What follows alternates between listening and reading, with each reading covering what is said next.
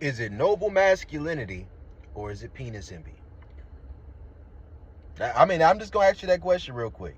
You know, when you go online and see these people that pander to women and tell them that the expectations of a man in a relationship are narcissistic or controlling, and you see these women going into the comments and they going crazy and whatever it is, like especially there's one person in particular that really triggers people, right? Really triggers people. That person is Sterling. Man, shout out to Sterling.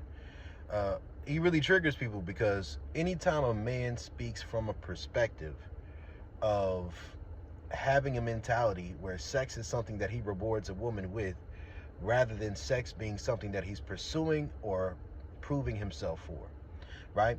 See, eventually the covert contract is going to expose itself at some point in time.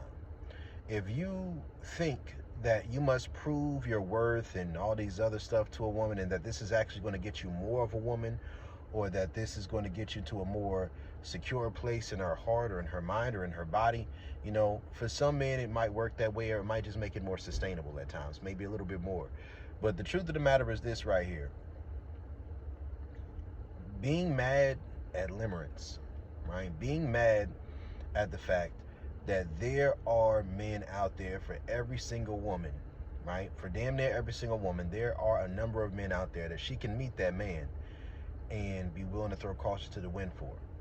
And whatever moral standards and boundaries and values that you value this woman for, in your perspective of not wanting to be a quote unquote misogynist and respect that woman, that everything she says to you is dependent upon how she feels about you, right? Just like the things you say. With almost everything in life, things operate and people operate on spectrums, right? And there's scales. You know, if a woman's attraction level isn't high enough to you, the idea of your penis in her body doesn't quite arouse her a certain way, she's going to be more inclined towards speaking from or adhering to whatever social values, mores, and moral judgments that she's inclined towards having within her social program, and in order to protect herself from the idea of sexually predatory men. But understand that there are two ways to make a woman feel safe. One way of making a woman feel safe is proving to her that sex is not the primary basis of your intentions. And then the other way of making a woman feel safe is by making sex a bigger intention for her than it is for you, a bigger desire for her than it is for you, right? That's just something to think about. It really is.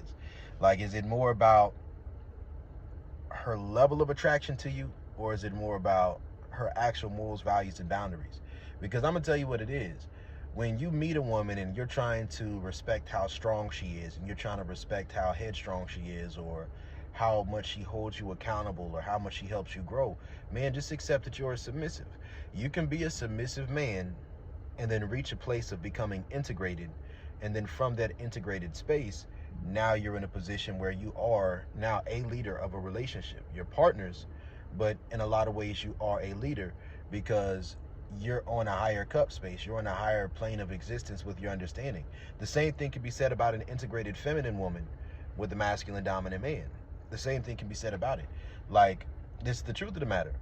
When you are dominant, you are playing the role of being someone's animus or anima projection, right? Either you're going to stretch them enough to where you're contending with their animus or anima up front, and then it's real enough to where you can mostly naturally just be yourself, and it takes place. And as long as the little bit of masking or the little bit of exercises and self-controls you have to do in order to maintain this narrative that they have about you is sustainable, and you're able to keep that desire going, keep those things flowing, you're good. Right? People always say, oh, stuff is stuff you can't keep up with, you can't sustain it. It's only if you're lying to do it. A lot of men come with the assumption that a man has to lie to a woman to sleep with her, casually. But here's another group of men that you don't know about. It's a group of men who have an inability to lead once they've gotten the pussy already, right? Or they have an inability to step out of their Madonna whore complex and accept a woman for who she is if they had sex with her the first day they met her or the first night, right? Like, what oftentimes happens, it's kind of like, I remember being back in the church days, right? Where people would be not really thinking too much about fornication. I don't believe in, that porne is fornication anymore, or vice versa.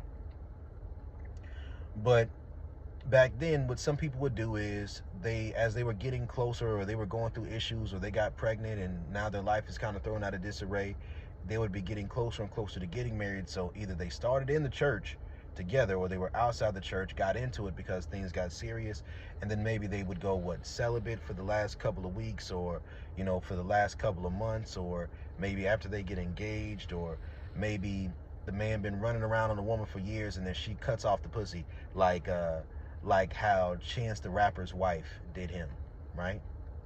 You heard this song Lights On, I think Lights Off or Lights Please, something like that. It was Lights Out, something like that. It was one of those songs that Chance the Rapper had on the Coloring Book, which was an album I hated that album, right? And I almost never feel that unhappy about a project. It's just I had so much hopes for him. But see, Chance the Rapper started becoming domesticated, right? He started losing the spark and the flair of who he used to be, while trying to live up to this animus projection of his anima projection, because that was his first love, right? It didn't even matter if, I don't want to disrespect her, that's some mother's children, but you probably know what I'm about to say. But this is not the point, right? My point is that a lot of times men, they meet a woman who has a father complex and they want to launder their dominance, but since they are unable to launder their dominance, they recognize they get caught with a hole in their anima. And once they get presented with the facts of society and reality and how society views things, once they have children, especially if they have daughters, right, you get exposed, blasted with the reality of that woman's perspective, and all of a sudden empathy hits you out of nowhere, and you're thinking of somebody doing your wife or your children or whatever it is, like the way you've done women in the past. And because that's what you're afraid of, that's typically just a sign that when you was out there slinging dick, you wasn't really no